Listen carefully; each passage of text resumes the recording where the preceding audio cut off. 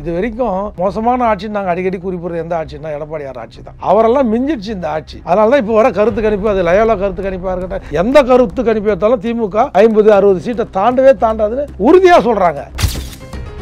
ஒரு என்னதான் பண்றாரு தமிழ்நாட்டில், ஒரு பயமே இல்லை. புரட்சி தலைவி அம்மா இருக்கும்போது காவல்துறை எப்படி கிடுகிடுது? காவல்துறையில் யாருன்னா அரசியல்வாதி தலையிட முடியுமா?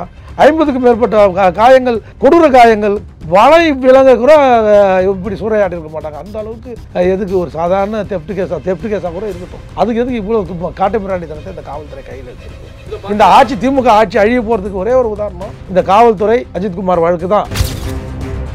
ஒரு உயர்நீதிமன்றத்துடைய நீதிபதி 99.9% கெட்டு போச்சுட்டான், காவல்துறை செயலிழந்துருச்சான் தமிழ்நாட்டில். இதுக்கப்புறம் இந்த ஆட்சி நீட்டிக்கலாமா? இந்த ஆட்சி ஆர்டிகல் 356 வச்சு கலைச்சிருக்கணும் நேரமா மாண்புமிகு மத்திய அரசு. அதிகாரிங்க ஆட்சி, கவர்னர் ஆட்சி, அலெக்சாண்டர் ஆட்சியில் கூட இப்படி நடந்தது கிடையாது. அதிகாரி அந்த அளவுக்கு இந்த வாட்டி அலெக்சாண்டர் கவர்னர் மிஞ்சிட்டாங்க. அவரே அவர் நேர்மையா பண்ணாரு. இங்க இருக்கிற செக்ரட்டரியில் இருக்கிற முக்காவாசி அதிகாரிகள், தலைமை பொறுப்பில் இருக்கிற அதிகாரி போது வந்து எல்லாம் ஊழல்வாதி ஆயிட்டாங்க. ஐஏஎஸ் அதிகாரி தாங்க மந்திரிமார்கள், அது துரைமுருகனாக இருக்கட்டும், வேளாளர்கள் ஒரு சில நேருக்கிட்ட கொஞ்சம் பயப்படுறாங்க. அந்த ஐஏஎஸ் அதிகாரி தவிர, நேருக்கிட்ட இருக்கிறவங்களை தவிர மற்ற அத்தனை பேர்கிட்ட ஐஏஎஸ் அதிகாரி அமைச்சர் சொல்வதை கேட்கக்கூடாதுன்னு தலைமையிலிருந்து உத்தரவுங்க.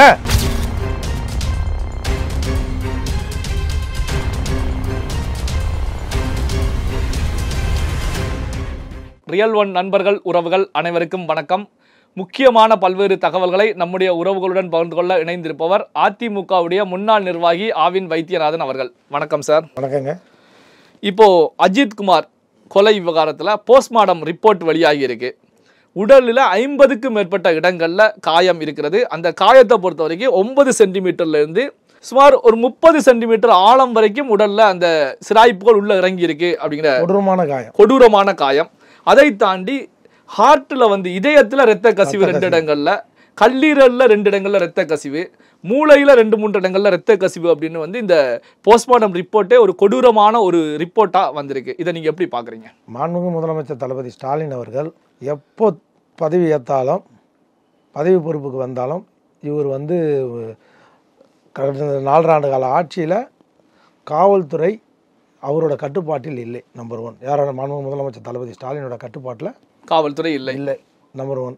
நம்பர் 2, அதிகாரிகள் ஆட்சி.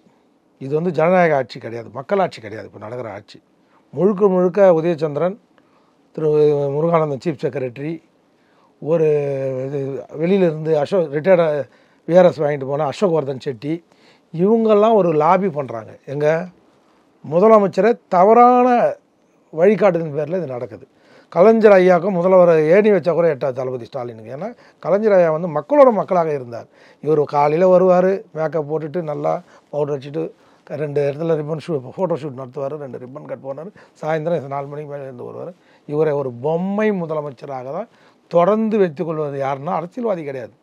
அண்ணன் துரைமுருகனோ ஏவா வேலோ கிடையாது, இல்லை நேரோ கிடையாது. இவரை ஆட்டி வைப்பது ஐஏஎஸ் அதிகாரிகளுடைய அட்டுழியம், அராஜகம். அதாவது இவர் எதிர்கட்சி தலைவராக இருக்கும்போது சாத்தாங்குளம் தாக்குதலில், கொலையில், காவல்துறை டெத்தில் எவ்வளோ ஆர்ப்பாட்டம் பண்ணாங்க, எவ்வளோ போராட்டம் பண்ணி எவ்வளோ கொண்டு வந்தாங்க. காவல்துறை செயலிழந்து விட்டது அப்படின்னு அந்த நாட்டிலையும் சொன்னாங்க. அதுமாதிரி இந்த 13 பேர் தூத்துக்குடியில் அவ்வளோ பிரச்சனை பண்ணார் மாண்புமிகு முதலமைச்சர் காவல்துறை மேலே. கலைஞர் ஐயா அடிக்கடி சொல்லுவார், முத்தமிழறிஞர் கலைஞர் என்ன சொல்லுவார்னா, அவர் ஆட்சியில் வந்தவுடனே காவல்துறை முற்றிலுமாக சீரழிஞ்சு விட்டது என்று சொல்லுது. கல்லீரலிலே காவல்துறை சீரழிஞ்சு விட்டது, கல்லீரலே பாதிப்பு ஏற்பட்டு விட்டது. இப்போ தமிழ்நாட்டிலுடைய காவல்துறை அது போக்குவரத்து, நம்ம தொடர்ந்து ரயில் ஒன்றில் சொல்லிட்டு இருக்கிறோம், காவல்துறை சட்ட ஒழுங்கு பிரிவாக இருக்கட்டும், அதை விட போக்குவரத்து ராத்திரியில் இந்த போக்குவரத்து காவல்துறை மக்களையும் ராத்திரிலையும் பகல்லையும் வந்து traffic control, traffic police, traffic போக்குவரத்து சீரமைக்கிறதே இல்லை. தொடர்ந்து இன்னும் 6 மாதம் தான் எலெக்ஷனில் இருக்குது. இந்த 6 மாதத்தில் ராத்திரியும் பகலும் மக்களை வந்து சித்திரவதை பண்ணுறாங்க. தவறு பண்ணால் வான் பண்ணி அனுப்புங்க, ஹெல்மெட் போடலாப்பா ஹெல்மெட் போடுங்க, ஹெல்மெட் போடாதோடைய கோர்ட்டுக்குற அதுதான் சொல்கிறாங்க. உன்னை ஃபைன் பண்ணுன்னு சொல்ல வரல, எல்லாரையும் ஹெல்மெட் போடு வைன்றாங்க. நீ 63 செக்ஷனில் போட்டு குழந்தைங்க ஹெல்மெட்டை போடு, அதை போடு, இதை போடுன்னு சொல்லி எவ்வளோ சித்திரவதை பண்ணுறாங்க தெரியுமா இந்த ஆட்சி. இது வரைக்கும் மோசமான ஆட்சின்னு நாங்கள் அடிக்கடி குறிப்பிடுறது எந்த ஆட்சின்னா எடப்பாடியார் ஆட்சி தான். அவரெல்லாம் மிஞ்சிடுச்சு இந்த ஆட்சி. அதனால தான் இப்போ வர கருத்து கணிப்பு, அது லயோலா கருத்து கணிப்பாக இருக்கட்டும், எந்த கருத்து கணிப்பு எடுத்தாலும் திமுக 50-60 சீட்டை தாண்டவே தாண்டாதுன்னு உறுதியாக சொல்கிறாங்க. ஆனால் இப்போ தளபதி ஸ்டாலின் வந்து மக்களுக்கு, மகளிருக்கு அதிக அளவில் செய்திருக்காரு. செய்து கூட அவங்க வந்து ஏன் இப்படி ஓட்டு போடுறவங்களுக்கு இருக்குன்னா 1000 ரூபாய் இலவச பேருந்து, பெண்களுக்கு கல்லூரி பெண்களுக்கு 1000 ரூபாய், இப்படி பல நல்ல திட்டங்களை கொடுத்து கூட தளபதி ஸ்டாலின் ஏன்னா இந்த காவல்துறை அவரோட கட்டுப்பாட்டில் சரிவர இயங்கவில்லை. காமராஜ் காலத்தில் எப்படி கக்கன்கிட்ட இருந்ததோ அதே மாதிரி காவல்துறையை வந்து இவர் கையிலேருந்து முதல்ல அந்த துறையை வந்து இவர் வந்து யாருன்னா துடிப்பாக இருக்கிற இளைஞர்கிட்ட, அது மகேஷ் பொய்யாமொழியாக இருக்கலாம், இல்லது வேறு யாருன்னா நல்ல இளைஞர், உதாரணத்துக்கு போக்குவரத்து துறை அமைச்சர் சிவசங்கர்லாம் நல்லா பண்ணுறாரு. நம்ம அவரெல்லாம் சொல்லலை, பஸ்லாம் எவ்வளோ அருமையாக பண்ணுறாங்க. அது மாதிரி மந்திரிகிட்ட கொடுங்க. உங்களால் முடியல, உங்களுடைய ஏஜ், உங்களுடைய இயலாமையை வந்து காவல்துறை அதிகாரிகள் கையில் எடுத்து, அது சங்கர் சிவால்ச்சவர்மா எப்போ பதவி ஏற்றாரோ அன்னிலேருந்து பிரச்சனை. அவர் என்ன தான் பண்ணுறாரு தமிழ்நாட்டில், ஒரு பயமே இல்லை. புரட்சித் தலைவி அம்மா இருக்கும்போது காவல்துறை எப்படி கிடுகிடுது? காவல்துறையில் யாருன்னா அரசியல்வாதி தலையிட முடியுமா? 50க்கும் மேற்பட்ட காயங்கள், கொடூர காயங்கள், வலை விலங்க கூட இப்படி சூறையாடி இருக்க மாட்டாங்க. அந்த அளவுக்கு எதுக்கு ஒரு சாதாரண தெஃப்ட் கேஸாக கூட இருக்கட்டும், அதுக்கு எதுக்கு இவ்வளோ காட்டு மிராண்டித்தனத்தை இந்த காவல்துறை கையில் எடுத்திருக்கு?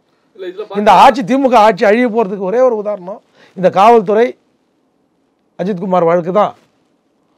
இது பல விஷயமா சொல்கிறோம். ஆனால் முதலமைச்சர் கவனத்துக்கு இந்த உளவுத்துறை ரிப்போர்ட் போடுதாங்கன்னா உளவுத்துறையே காவல்துறையில் தானே இருக்குது, மூடி மறைக்குது. இந்த உளவுத்துறை மொத்தமாக உளவுத்துறை சீரழிஞ்சு ஈரல் கெட்டு போச்சு. இது முதலமைச்சர்கிட்ட இருக்கிற உளவுத்துறை சுத்தமாக செயல்படவே இல்லை. இதை சொன்னால் ஒரு பொய் வழக்கு போடுறது அவன் மேலே என்ன வழக்கு இருக்குதா பாருன்றது. முதல்ல ஒன்று நல்ல, நீங்கள் நல்ல நாங்கள் ஒரு காலத்தில் முதல்வரை பார்த்து கேட்டேன், எனக்கு ஒரு பொறாமையாக இருந்தது. அதிமுகவில் நம்மளுக்கு தளபதி ஸ்டாலின் மாதிரி கடந்த 2 வருஷம் ஆட்சியில் ஃபஸ்ட் ஸ்டார்டிங்கில் நம்மளுக்கு இப்படி ஒரு முதல்வர் இல்லையே, அதிமுக இப்படி ஒரு தலைவர் இல்லையே. திமுக தலைவர் கலைஞருக்கு அப்புறம் தளபதி ஸ்டாலின் நல்லா முன்னெடுத்து வர்றாரு.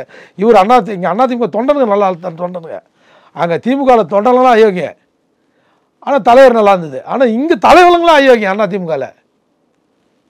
அதனால் தளபதி ஸ்டாலின் மாதிரி ஒரு தலைவர் வேணும்னு நாங்களே விரும்பி கேட்டிருக்கிறேன் பொதுவெளியில். ஆனால் இன்றைக்கி வேதனையோட வெக்கமாக இருக்குது. தமிழ்நாட்டோட முதலமைச்சர் இப்படி காவல்துறையை தன்னுடைய கட்டுப்பாட்டில் வைத்துக் கொள்ளாமல் மண்டிட்டு, காவல்துறை அதிகாரியிடம் மண்டிட்டு இருக்க வேண்டிய வேலை என்ன? ஏன் பயப்படுறாரு அவர்? காவல்துறை மேலே பாரபட்சம் இல்லாமல் நேரம் டிஜிபியை பார்த்துருக்கணுமா வேணாமா? இல்லை, இப்போ என்ன கேள்வி, முக்கியமான கேள்வி வருது அப்படின்னா, இந்த நிமிஷம் வரைக்கும் நிகிதா வந்து கைது செய்யப்படலை, தலைமறைவாக இருக்காங்க அப்படிங்கிற கருத்துக்கள், தலைமறைவாக இருப்பதாக தான் சொல்லப்பட்டுக்கிட்டு இருக்கு, கைது செய்யப்படலை. அதே நேரத்தில் இது அரசியல் தலையீடுகள் இருக்கிறது. அதாவது பார்த்தீங்கன்னா, ஒரு காவல்துறைக்கு அதிகாரிகள் நெருக்கடி கொடுத்தாலும் அதை தாண்டி இந்த கொடூரமான முறையில் கொல்லப்பட்டிருக்கிறார் அஜித்குமார் அப்படின்னா கண்டிப்பாக அரசியல் தலையீடுகள் இருக்கு அப்படின்னு பேசப்படுகிறது. இப்போது ஒரே ஒரு விஷயம், இங்கே திருவள்ளூர் மாவட்டத்தில் அந்த ஜெயக்குமார்னு ஒருத்தரை உயர்நீதிமன்றம் வந்து அரெஸ்ட் பண்ணிச்சு. எங்கே? யூனிஃபார்மோட ஹைகோர்ட்டில் வச்சு அரெஸ்ட் பண்ணாங்க. அது மாதிரி மாண்புமிகு நீதியரசர்கள்லாம் இருக்கிறாங்க.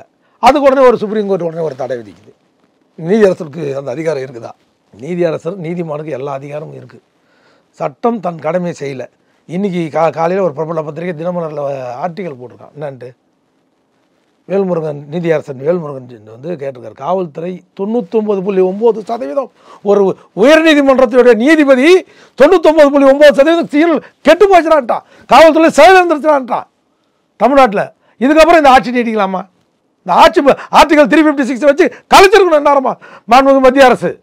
உள்ளாட்சித்துறை அமைச்சர் தூக்கிட்டு இருக்காருன்னு தான் சொல்ல வரணும். தமிழ்நாட்டை உலகத்தையும் வேடிக்கை பார்த்துட்டு அவர் ஓட்டு அரசியலுக்கோசம் 356 ஆர்டிகல் கை வைக்கலாம். நான் அசாதாரணமான சூழ்நிலை கை வைக்கலாமா இல்லையா? தமிழ்நாட்டில் அசாதாரணமான சூழ்நிலை தொடர்ந்து நடந்துகிட்டா இருக்கு இல்லையா?